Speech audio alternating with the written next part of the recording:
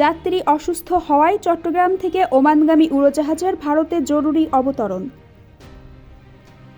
চট্টগ্রাম থেকে ওমানগামী সালাম এয়ারের একটি উড়োজাহাজ ভারতের নাগপুরে জরুরি অবতরণ করেছে।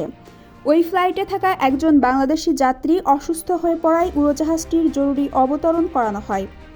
নাগপুরের কিংসওয়ে হাসপাতালের মহাব্যবস্থাপক এজাজ শামী বিষয়টি নিশ্চিত করেছেন।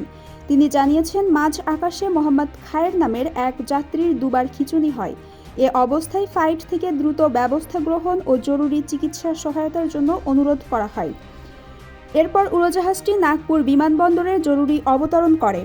নাগপুর হাসপাতালের জরুরি বিভাগের কনসালট্যান্ট রূপেশ বোকাডের নেতৃত্বে একটি মেডিকেল টিম সেখানে যায়।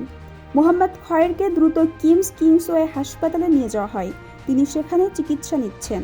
বিষয়টি এজাজ শামীকে জানানো হয়েছে। রোগীকে নিবিড় পর্যবেক্ষণে রাখা হয়েছে এবং তাকে প্রয়োজনীয় চিকিৎসা সেবা দেওয়া হচ্ছে বলে নিশ্চিত করেছেন তিনি। দর্শক, এই ছিল এখনকার মতো। পরবর্তী সংবাদ দেখার আমন্ত্রণ জানিয়ে এখানেই শেষ করছি। ধন্যবাদ।